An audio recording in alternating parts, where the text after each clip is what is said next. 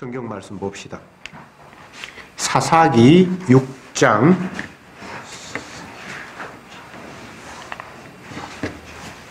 25절부터 마지막 절까지 교독합시다. 사사기 6장 25절 제가 먼저 읽을게요. 이날 밤에 여호와께서 기드온에게 이르시되 네 아비의 수소 곧 7년 된 둘째 수소를 취하고 네 아비에게 있는 바알의 단을 헐며 단 곁에 아세라상을 찍고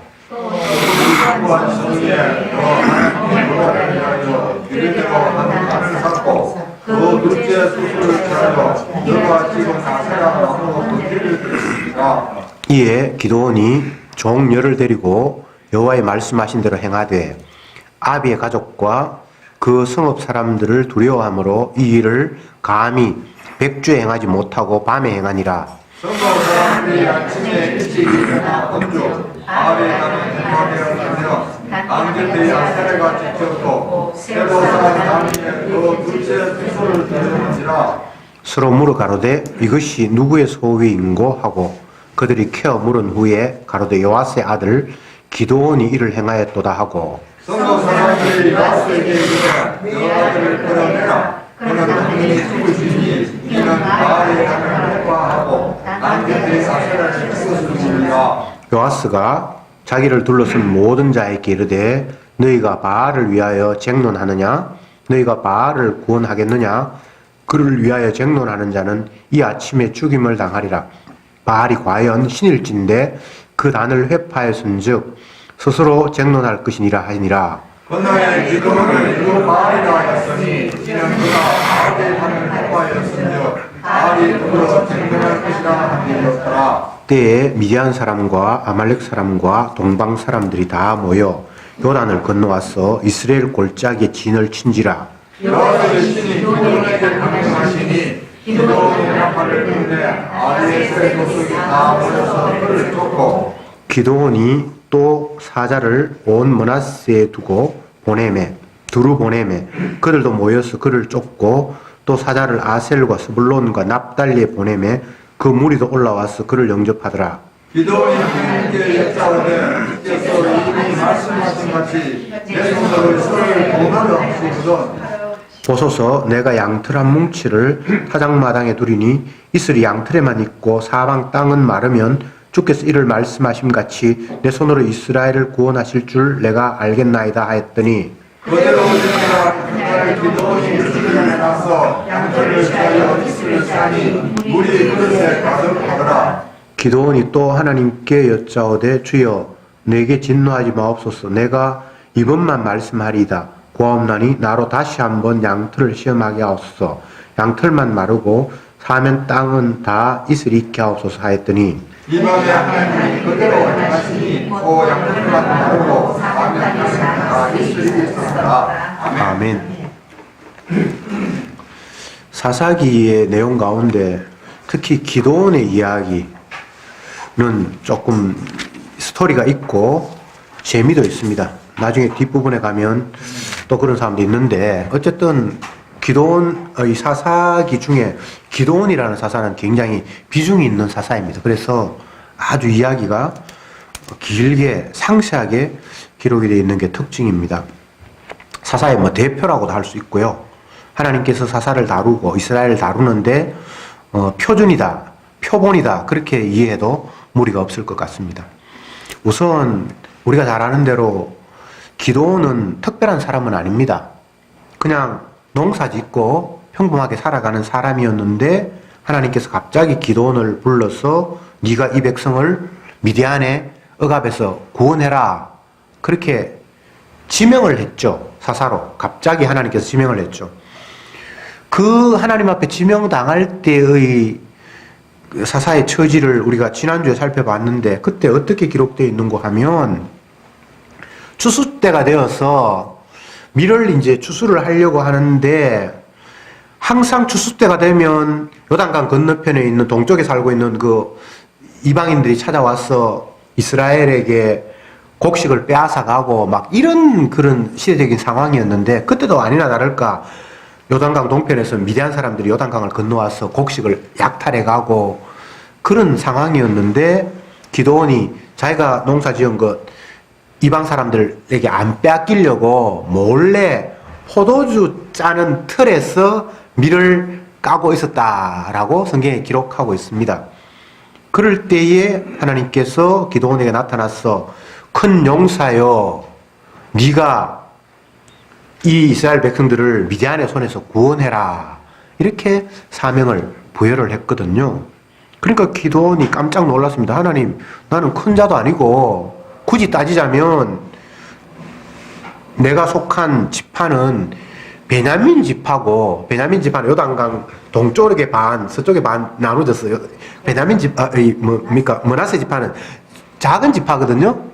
나는 작은 지파고, 또 나도 우리 형제 중에 제일 막내고, 나 큰 자 아닙니다. 옛날에는 장자면 큰 자고, 또 그 장자 가운데도 가장 또 장손이면 큰 자인지 모르지만, 기도는 지파도 나눠진 작은 지파였고, 자기는 또 막내고, 그렇게 해서 내가 민족을 대표하거나 할 만한 그런 존재가 안 됩니다. 그러니까 하나님께서 그래도 네가 이스라엘 백성들을 미디안의 손에서 건져야 된다, 뭐 이렇게 이제 얘기가 지난주에 됐는데, 오늘은 하나님이 구체적으로 기도원에게 지시를 합니다. 전쟁을 하는 사람인데 하나님이 기도원을 세워서 미디안을 이기라 그랬으니까 전쟁해야 되는데 하나님이 일을 시키는 게 우스워요.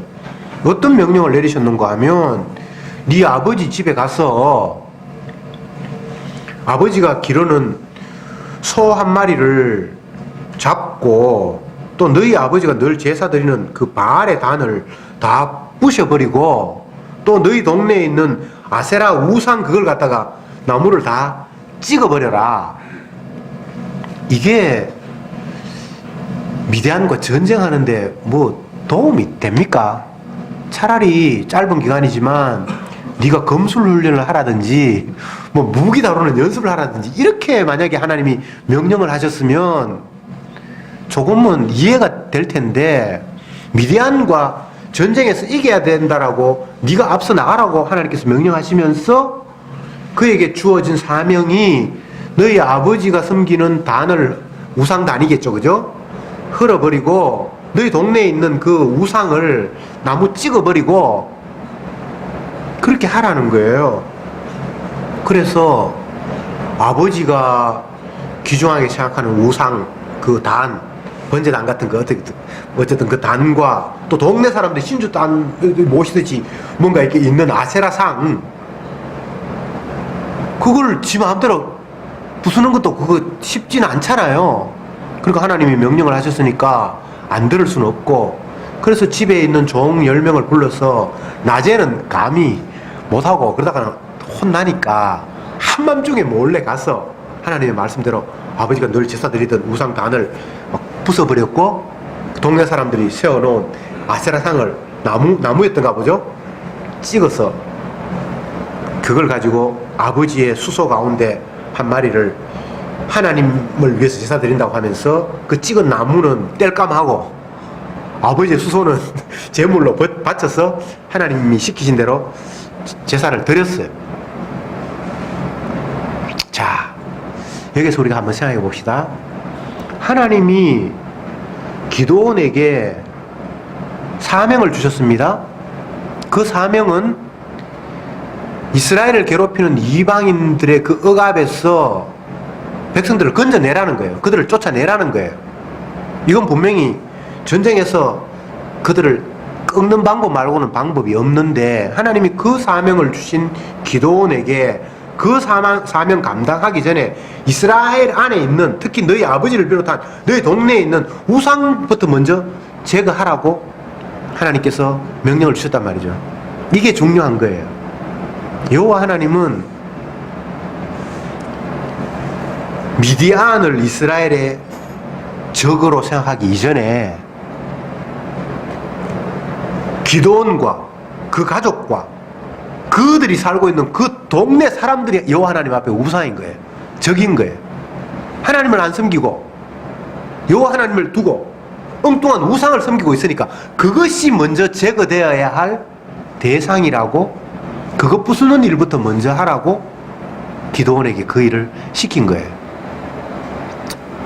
쉽게 이야기하면 미디안이 너희들의 적이기 이전에 너희들이 바로 나의 적이다.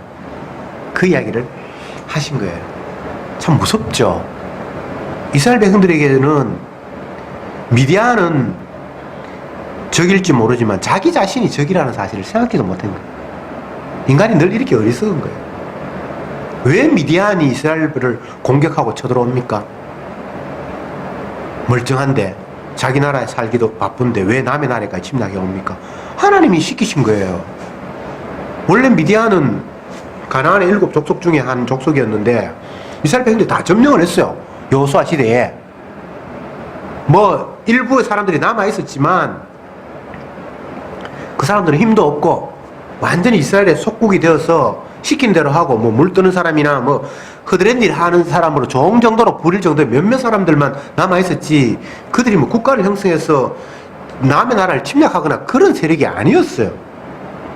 그런데 이스라엘이 범죄하고 우상을 섬기고 하나님의 언약을 떠나 사니까 하나님이 그들을 강하게 하셔서 이스라엘을 침략하게 만들으셨어요. 그러니까 이스라엘은 기드온이 이방 나라가 이스라엘을 침략하는 이 상황을 어떻게 이해해야 하는가 하면 우리가 하나님의 뜻대로 지금 제대로 살지 못하고 있구나. 주님이 우리를 벌하고 있구나. 이렇게 받아들이면 돼요. 저 나쁜 놈, 우리를 괴롭히다니, 몹쓸 놈들, 저주받을 놈들 이렇게 대함이 아니라 우리가 하나님을 섭섭하게 하고 주님 말씀에 순종하지 못했기 때문에 주님께서 이방인들을 들어서 우리를 책망을 하고 계시는구나. 이렇게 돼버리면 미디안을 미워할 일이 아니라 자기 자신을 돌아보겠죠. 그죠?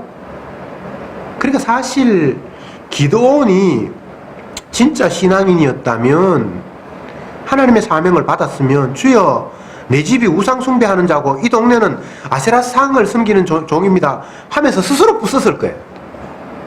그렇지 않습니까? 자기를 살폈으면 주님 나는 힘없는 사람입니다. 내가 속한 지파는 양쪽에 나눠져 있는 므낫세 반지파 중에 한 지파고 나는 형제들 중에 뭐 큰 자도 아니고 이런 말을 하기 이전에 주여 내가 죄인입니다. 나는 우상 숭배자입니다. 라고 이렇게 나왔어야지만 제대로 된 거겠죠. 그죠? 근데 그걸 모르니까 하나님이 이런 방법으로 기드온의 죄를 지금 깨닫게 하고 이스라엘 백성들의 죄를 깨닫게 하는 거예요. 그런데 아직은 기드온이 뭐가 뭔지도 모르고 하나님이 시켰으니까 아이고 뭐 내가 하기는 좀 찝찝하지만 하나님이 명령을 하셨으니까 해야지. 그리고 자기가 그 우상단을 부수고 다 태워버리고 했을 때 돌아올 그 여파는 충분히 예상할 수 있겠죠. 그죠? 여러분들이 동네 사람들 신주단지 모시는 그걸 갖다가 다 부숴버리고 하다고 함세하면서 그 사람들에게 어떤 보복을 당할지 뻔히 알죠. 그러니까 몰래 밤에 가서 그 일을 할 수밖에 없었고. 근데 아니나 다를까 그 다음날 아침에 날이 밝았는데 동네가 발칵 뒤집어진 거예요.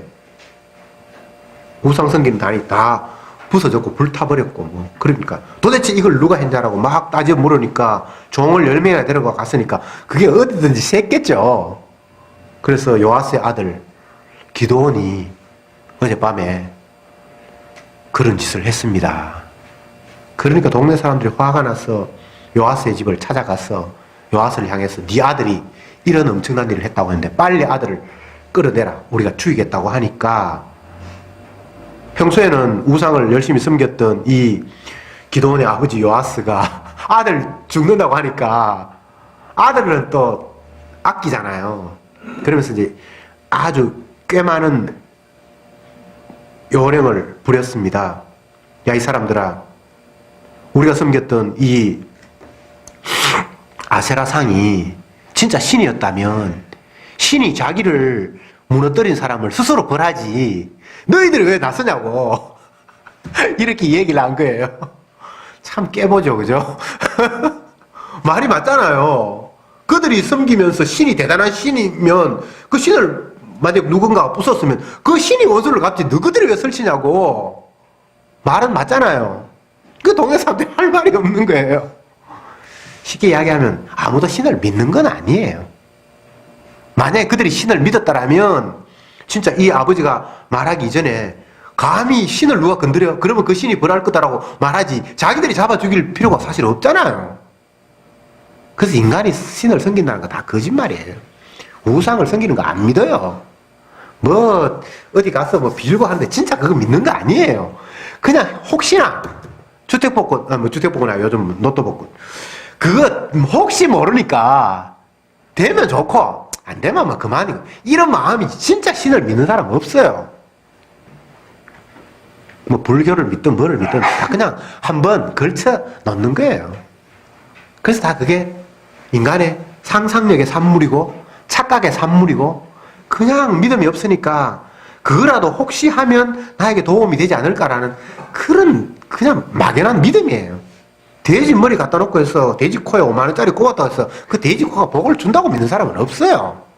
그럼에도 불구하고 돼지한테 빌거든요.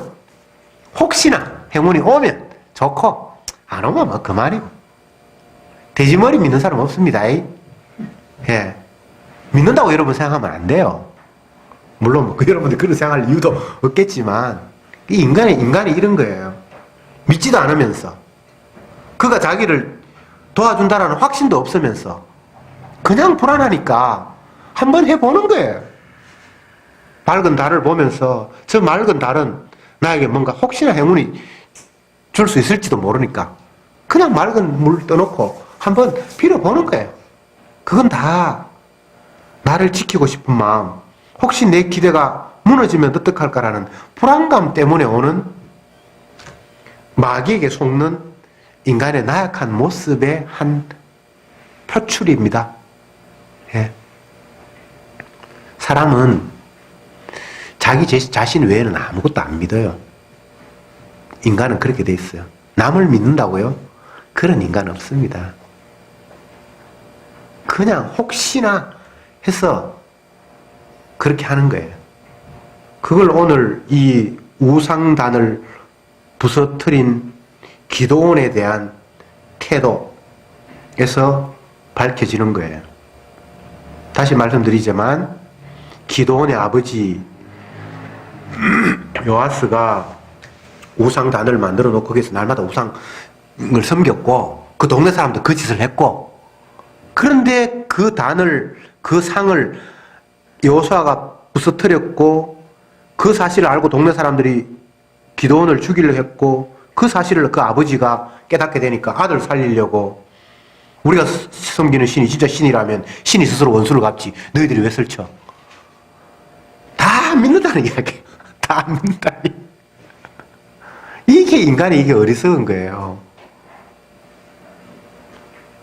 더 노골적으로 이야기하면 예수 믿는다고 하는 사람들도 다 이런 식이에요. 믿지도 않으면서 그냥 믿는다고 우기는 거예요. 그런데 본인이 믿음이 없다는 사실이 언제 드러나는가 하면 주님이 찾아오시면 그때 뽀록이 나는 거예요. 아, 내가 진짜 믿음이 없구나. 기도원에게 여호와 하나님이 찾아오지 않았다면 자기가 믿음 없는 사람이라는 게 안 드러났을 거예요. 이스라엘에게 여호와 하나님이 이런 식으로 찾아오지 않았다면 자기들이 믿음 없는 사람이라고 생각지도 못했을 거예요. 자기들은 우상을 섬기든 말든 여호와 하나님을 철떡같이 믿고 있고 여호와 하나님의 백성이라고 자기들은 인정하고 있어요. 그래서 나름대로 우상도 섬기지만 또 절기되면 절기 제사도 드리고 여호와 하나님이 찾아와서 뭐 이렇게 저렇게 이야기하니까 주님 우리 조상들 이야기를 들어보니까 뭐 당신이 애굽에서 우리 조상들이 종살이할 때 끄집어내었고 광야 40년 동안 하늘에서 만나를 내렸고 반석에서 물을 내렸고 또 이 땅을 차지할 때에는 무기도 아무것도 없었는데 하나님께서 이기셔서 우리를 이곳에 있게 했다고 우리가 다 압니다. 그러면 그때 우리와 함께 하셨던 하나님이 지금은 왜 우리에게 복 주시지 않고 맨날 이방인들이 와서 우리 재산 빼앗아 가는데도 가만히 놀고 계십니까? 그런 하나님을 우리가 계속 섬겨야 됩니까? 라고 반항을 했던 사람이 기도원이잖아요. 그게 기도원의 마음이 아니라 이스라엘 백성들의 보편적인 의식 구조잖아요. 그럴 때 하나님께서 우상 부수라는 이야기를 함으로써 너 우상 숭배자였잖아. 기도원, 이방인이 너희를 침략 해서 화가 난다고? 너희들이 지금 나를 비웃고 조롱하고 우상 앞에 절하면서 나를 무시하고 있잖아라고 그 단을 부수라고 이야기함으로 말미암아 아 우리가 우상 숭배자였구나라는 게 이제 폭로가 되는 거예요. 내가 여호와 하나님을 믿는다고 알았지만 전혀 믿지 않았구나라고 이제 밝혀지는 거예요. 성도에게 은혜란 이런 식으로 내 죄를 폭로시킬 때 아 내가 그동안 주님 믿은 게 아니고 내 혼자 우상 숭배하고 있었구나라고 고백할 수밖에 없는 이방인들 이 이스라엘 백성들도 나름대로 여호와 하나님 섬겼어요. 근데 이렇게 딱 되니까 안 섬긴 게 들통 나듯이 이 땅에 믿는 사람은 없어요. 다 우상 숭배자예요.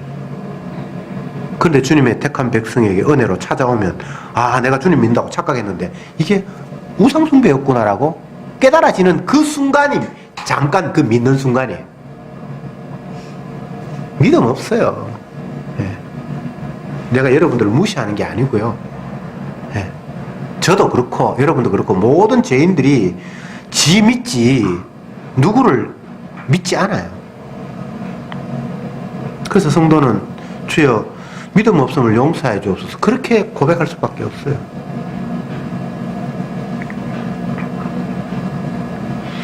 어쨌건 주님은 이방인을 물리치고 그들을 억압하고 승리하기 이전에 네 꼬라지가 우상에 젖어 있다라는 것을 먼저 확인시켰습니다. 그리고 기도원에게 그 파괴 작업을 시켰는데 그걸로 인해서 자기가 죽을 지경이 됐는데 아버지가 이렇게 저렇게 해서 그 죽음의 위기에서는 벗어났습니다. 이게 다 하나님께서 하신 작업이에요. 죽어야 마땅해요. 네. 근데 하나님께서 일단 살려주셨어요. 그렇게 되고 나니까 기도원이 어휴 큰일 날 뻔했네. 이렇게 하면서 그때부터 이제는 믿음이 온전히 선 사람의 모습이 되면 좋겠는데 역시 믿지 못하는 모습이 또 그 뒤에 나와요. 하나님께 뭘 시험하는가 하면 주님 당신이 정말 나를 세워주셔서 기도원 저 미디안을 이길 수 있도록 하신다는 확신을 내게 주십시오 라고 하면서 요구하기를 제가 손뭉치를 길가에 둘 텐데 자고 나면 밤에 이스라엘은 늘 이슬이 내립니다.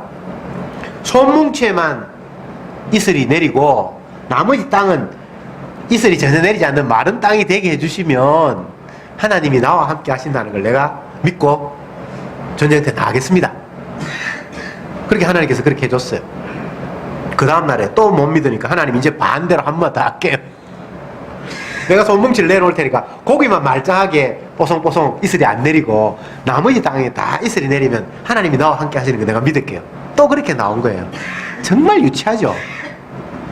안 믿는다는 거예요. 쉽게 이야기하면 그 앞부분에 그런 일이 있어도 여전히 못 믿는 거예요.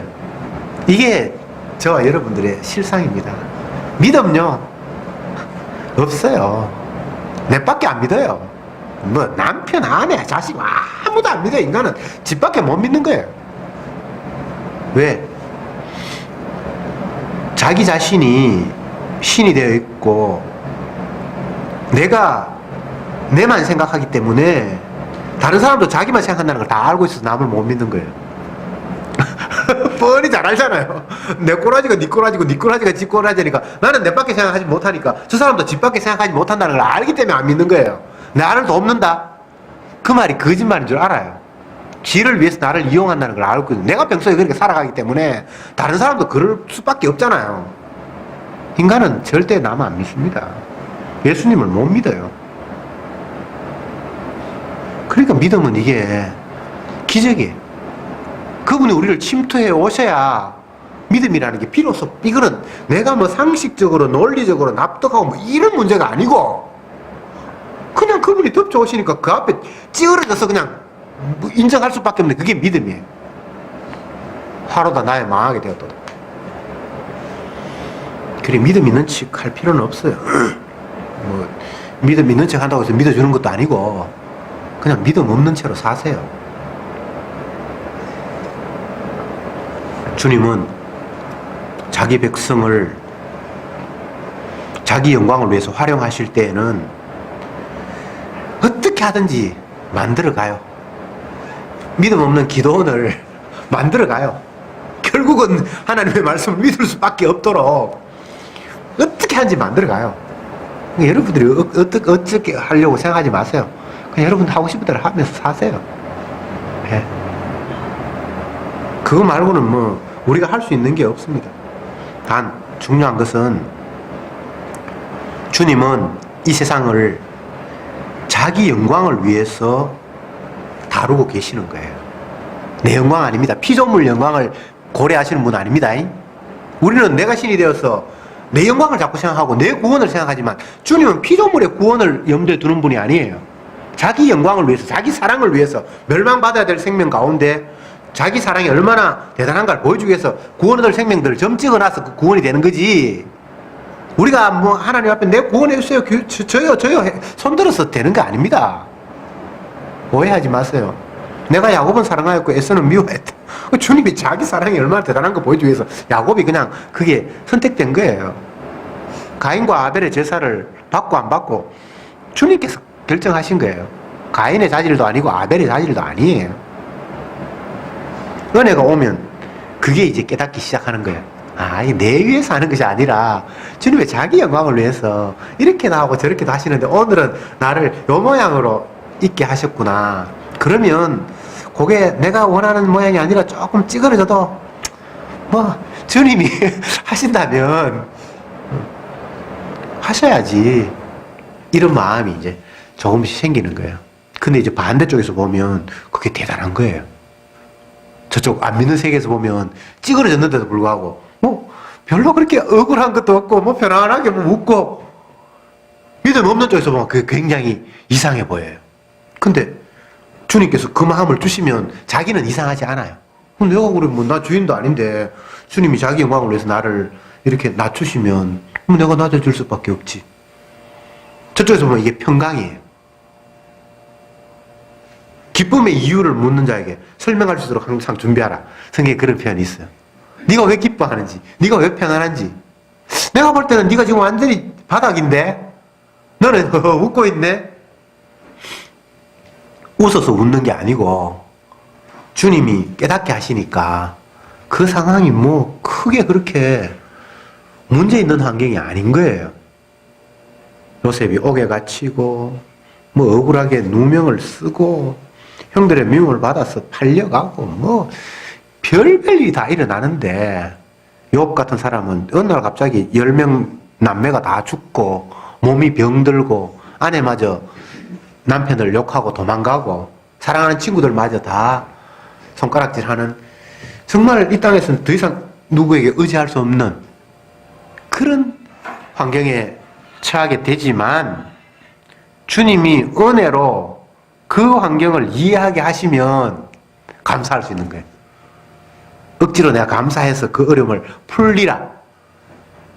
그게 감사가 어려움을 해결할 수 있는 열쇠인 것처럼 그렇게 생각하는데 그거는 말이 안 맞고요. 전체적으로 예수님의 주되심을 깨닫고 세상이 주님의 언약대로 돌아가고 나는 주님의 피조물로서 주님이 하시는 일에 도구로 사용된다는 것이 깨달아지면 그 상황에 감사가 나와요. 그게 성령의 은혜가 아니면 그런 일은 절대 깨달아지지 않고 그래서 범사에 감사할 수가 있어요. 하려고 하면 절대 안 됩니다. 근데 주가 되게 하세요.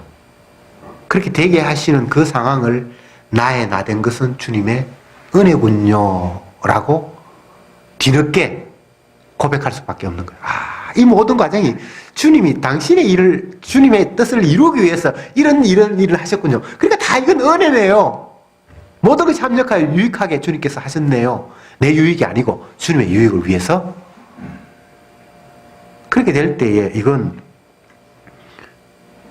나의 선악적인 지식으로의 고백이 아니라 성령이 나를 사로잡아서 튀어나온 인간에게서 나올 수 없는 고백인 거예요. 성경에서 범사에 감사하라고 하니까 억지로 감사하려고 막 땡깡 부르는 사람이 있는데 그렇게 해서 되는 건 아닙니다. 사람들은 믿음이 없으니까 억지로라도 감사하면 나중에 이 어려운 문제를 하나님 극복해 주겠지. 이렇게 착각하는데 그런 거 아니에요. 그냥 평안이 와요. 세상이 주는 평안이 아닌 주가 주시는 평안. 근데 궁극적으로 따져보니까 그 평안의 내막을 들여다보니까 내가 받아야 될 저주를 하나님의 아들이 이미 받으셨어요. 그래서 더 이상 나에게 죄책을 묻지 않는 이런 상태가 와버린 거예요. 이게 십자가 복음이에요. 지금 사사기에서 계속 반복되는 패턴이 이스라엘 백성들이 범죄를 하고 하나님께서 벌하시기 위해서 이방인들을 보내고 그 고통 속에서 부르짖으니까 하나님이 구원자를 보내서 건져내고 이런 패턴이 계속 돌아가잖아요. 그런데 부르짖는다고 해서 하나님께서 구원자를 보내는 것으로 단순하게 이해하면 안 돼요. 그러면 마치 기도하면 문제 해결해 주는 것처럼 되죠. 그건 아니에요. 범죄, 심판, 간구, 구원자, 보냄, 뭐 이런 식의 패턴이 되어 있는데 이게 내가 죄를 범했습니다. 하나님께서 이방인을 보내서 나를 혼냅니다. 그러니까 너무 힘드니까 하나님 살려주셔야 합니다. 근데 하나님께서 이제 사사를 보내서 구원합니다. 표면적으로 이런데 중요한 것은 이 심판과 강구 사이에 담당. 이스라엘 백성들이 심판을 받아야 되는데 심판을 담당하신 분이 있는 거예요. 구약에는 제물. 백성의 죄를 대신해서 제물이 희생을 당하죠. 그 대신하는 거죠, 그죠? 이건 결국은 우리의 죄를 구원받아야 될 백성들의 죄를 하나님의 아들 예수님이 담당자죠. 예수님. 구약에서는 제물, 신약에서는 예수님.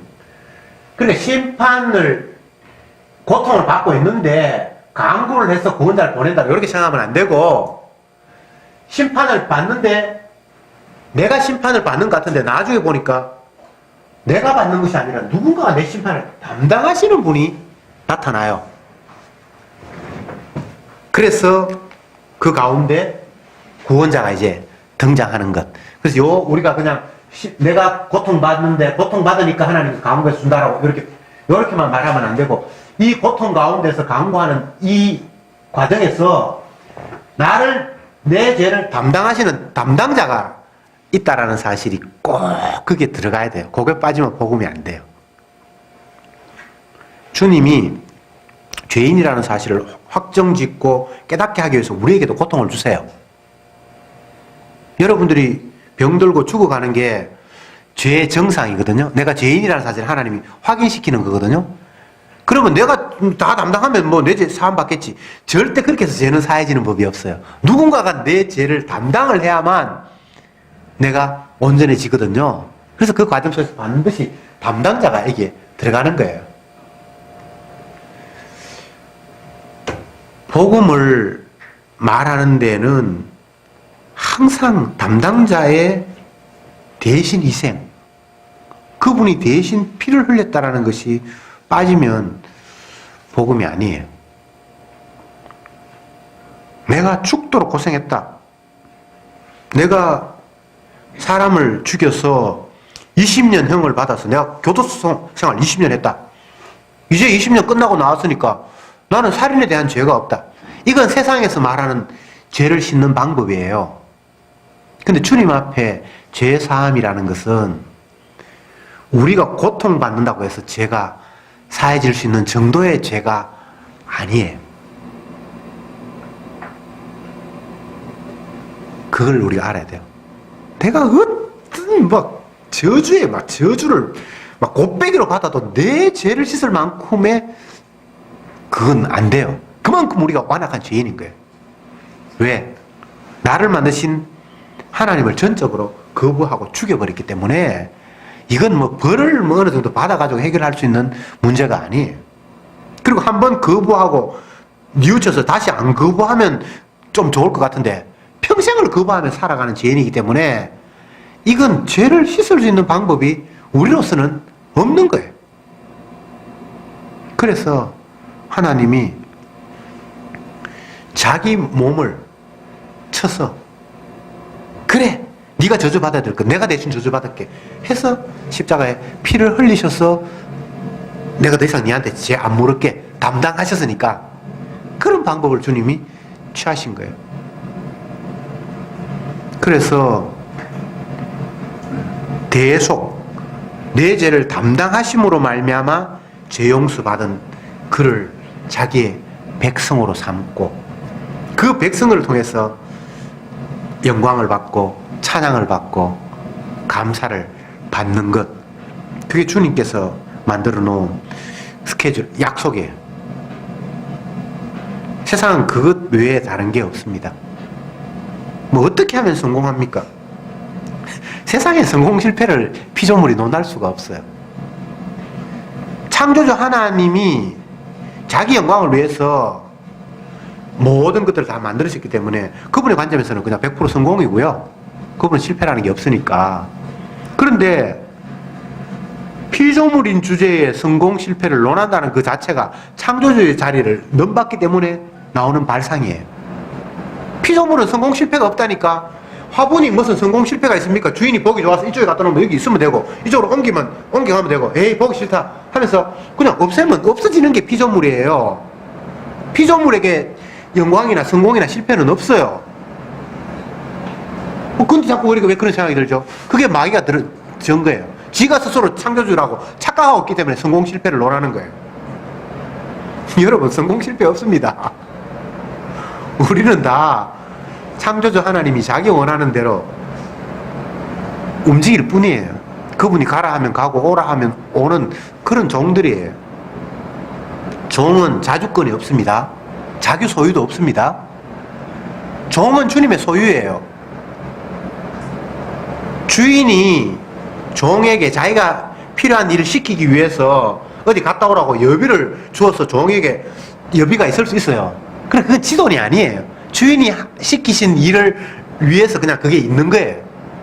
저와 여러분들에게 만약 은사가 있다면 주님이 시키시는 일을 위해서 내게 잠깐 주님께서 맡기신 것이 그게 내게 아닙니다. 그걸 고린도전서에서는 이야기하고 있잖아요.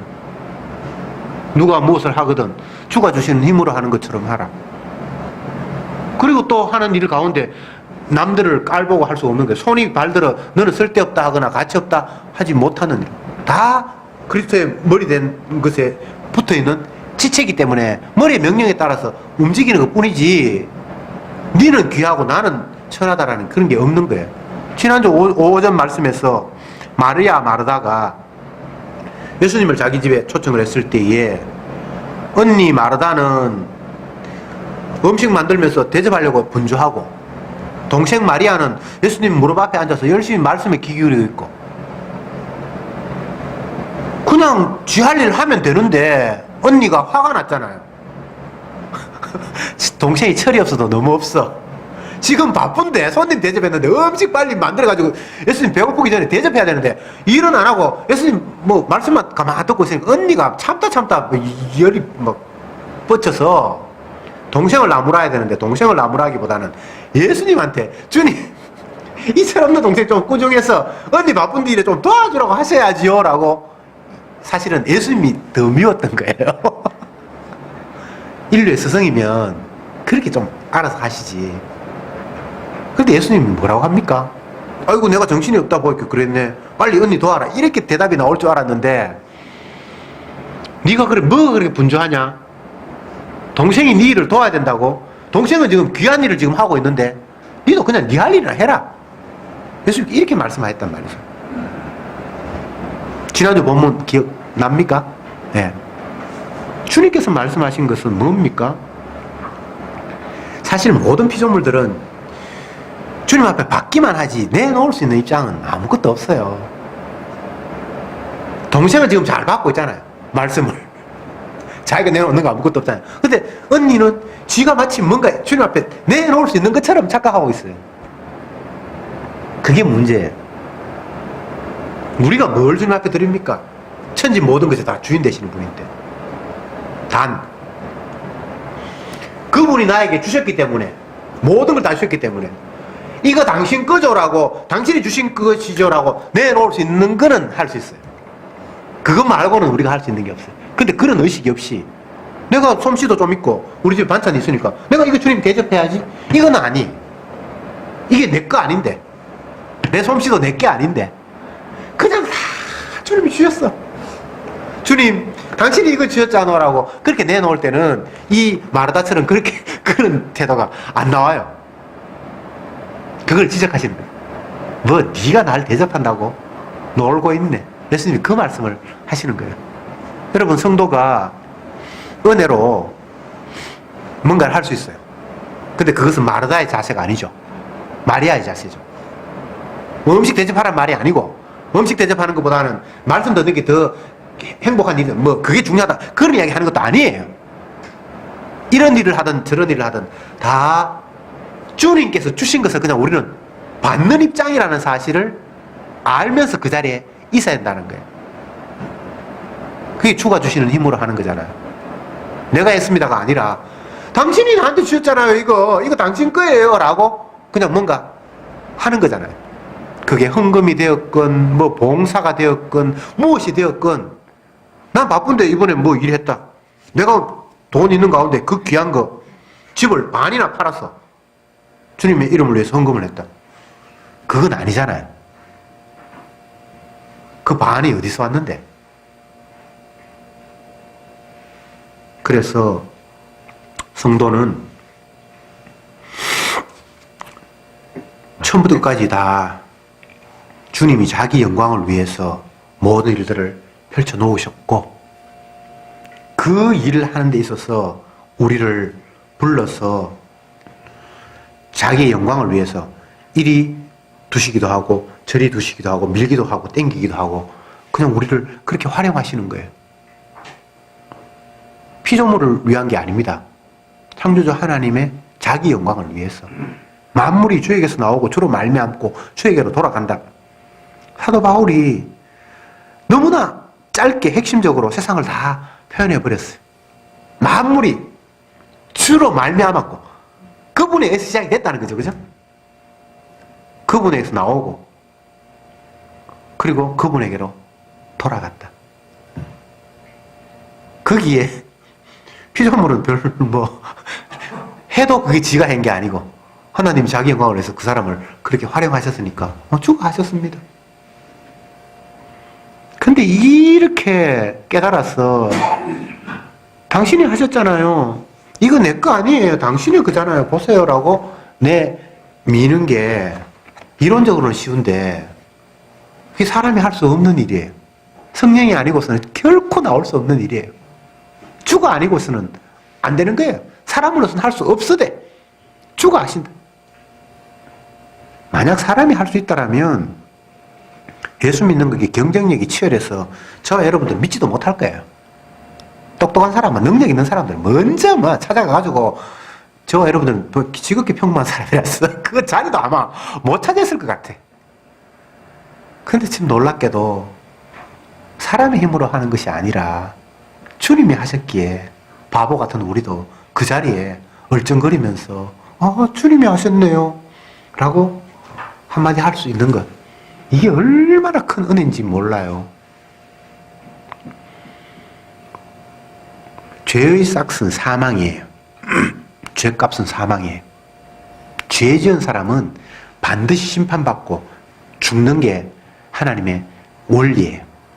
죄 지었는데 안 죽는 건 그건 하나님의 원리가 아니에요. 주님 만든 이 세상의 원리가 아니에요. 그런 거 여러분 혹시 꿈꾼다면 그건 지구를 떠나야 돼요. 지구를 떠나는 게 아니라 주님 만든 세상에 밖으로 나가야 돼요. 그런 건 없어요. 죄의 싹은 사망이에요. 그래서 우리는 죄를 지었기 때문에 그냥 사망이 우리에게 합당한 거예요. 그런데 주님이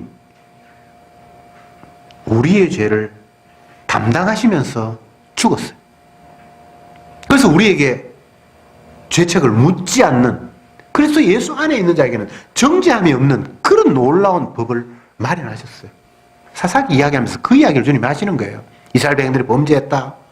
주님께서 심판하셨다.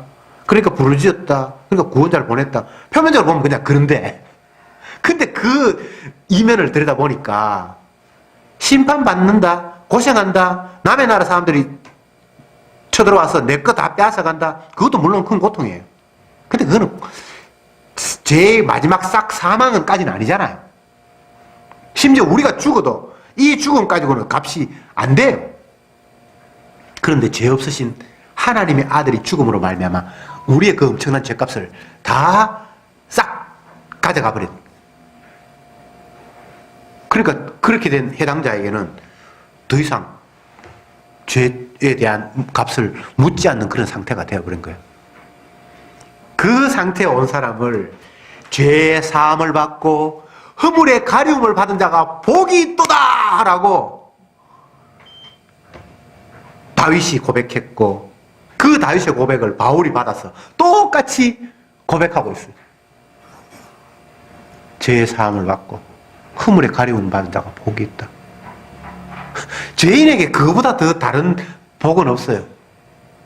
죄인이 죄로 말미암아 심판받고 저주받고 지옥을 가야 되는데 떡을 하나님께서 많이 주셨다. 복입니다. 그건 복 아니에요. 죄로 말미암아 저주받아야 되는데 지옥 가야 되는데 맛있는 떡 줬다. 그게 복이 아니잖아요. 아니면 이 땅에서 생명을 남들보다 한 5년 더 살았다. 그거 복 아니에요. 어떤 것도 죄 용서라는 것 외에 어떤 걸 집어넣어도 거기에는 복이 아니에요. 다윗이 대서사시를 시편 150편이라는 어마어마한 시를 쓰면서 맨 처음 1장에서 복을 규정해요. 거기에 보면 뭐 물질을 많이 갖거나 이 땅에서 왕이 되거나 아내를 많이 갖거나 땅에 있는 그런 게 전혀 들어가지 않아요. 제사함이 복이에요. 제사함이. 그것을 감사하는 게 150편 전체예요. 그게 다윗의 노래의 전부예요. 다윗뿐만 아니라 성도들의 감사, 찬양, 고백이 우리의 죄를 사해 주신 그 보혈의 피의 은혜, 그거 말고는 다른 게 없어요. 주님을 영화롭게 하는 게 이 인간들끼리 죄 많은 세상에서 칭찬 듣고 스타가 되고 해서 하나님, 다른 사람들은 스타가 안 되는데 내가 스타가 됐어요. 하나님 영광 받으세요. 그런 영광은 없어요. 주님이 영광 받으면 십자가를 바라보는 거예요. 이스라엘 백성들이 하나님 보낸 모세를 원망하고 애굽으로 돌아가야 됩니다. 이 광야에서 살기가 너무 힘듭니다라고 막 항의를 할 때 하나님께서 불뱀을 보내셔서 그들을 물게 했고 수많은 사람들이 죽어갔잖아요. 그럴 때 주님께서 놋뱀을 만들어서 뱀을 쳐다보는 사람은 살리라. 근데 사실은 그게 대속을 보여주는 거예요. 누군가, 네가 지금 죽어야 되는데 누군가가 대신 나무에 달려서 죽임 당함으로 말미암아 너희들을 살릴게라는 주님의 계시, 자기의 언약이 그게 담겨 있는 거예요. 근데 진짜 나무에 달린 놋뱀을 쳐다보는 사람은 살았어요. 이게 뭔가의 노력이거나 그런 게 아니에요. 누군가가 대속함으로 말미암아, 누군가가 너희들의 죄를 담당함으로 말미암아 살 수 있다는 원리를 주님 그냥 보여주시는 거예요. 우리가 할 수 있는 거 없어요. 하나님 영광 받는 거는 주님이 십자가에 달리신 거, 그거 쳐다보는 거 말고는 다른 영광이 없습니다. 내 아들이 뭐 훌륭하게 키워서 하나님 영광 받으소서, 예배당을 크게 지어서 옛날에는 초라했는데 이제 크게 지어서 하나님 영광 받아, 그런 영광은 애초에 없어요.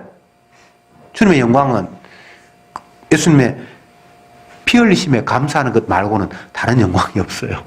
그것 말고 다른 복도 없고요. 십자가 안에 모든 게 다 들어있어요. 그게 복이고 하나님 영광이고 찬양이고, 노래 잘 불러가 찬양이 되는 게 아니고 십자가를 알아야 찬양이 돼요. 소프라노 엘톤 아니라 조수미 아니라 피아니스트 선우 애원 아니면 베토벤의 운명 교향곡 뭘 해도 하나님께 영광이 안 돼요. 하나님께 영광은 보혈의 피를 알고 감사할 때 그게 진짜 찬양이 되는 거예요. 기도합시다. 주님, 감사합니다. 이스라엘 백성들의 완악한 모습이 우리들의 모습이고 그들을 향한 심판과 또 그들이 부르짖는 부르짖음이 주께서 당신의 백성을 건지기 위한 작전 속에 있다는 사실을 말씀을 통해서 확인했고, 우리가 죄 까닭에 죽어가고 있고 이 땅에서 고난받고 있고 아픔을 당하지만 그것이 결코 우리의 죄값을 치를 만한 그런 것이 되지 못하고 단지 우리가 얼마나 완악한 죄인인가를 알기 위한 약간의 고통으로 주님께서 우리에게 주셨사오니 그것 가지고 불평하는 자가 아니라 내가 이런 죄인이구나, 죽어 마땅한 죄인이구나를 깨달으면서 이런 나를 위해서 예수님이 대신 십자가에서 저주받았다라는 사실을 날마다 바라볼 수 있는 기회로 삼아 주시옵소서. 그리고 주가 대신 저주받았기에 우리를 죄 가운데서 건졌다라는 그 놀라운 사실 앞에 오로지 주님의 은혜만 노래하는 저들이 되게 해주옵소서. 예수님의 이름으로 기도드립니다. 아멘.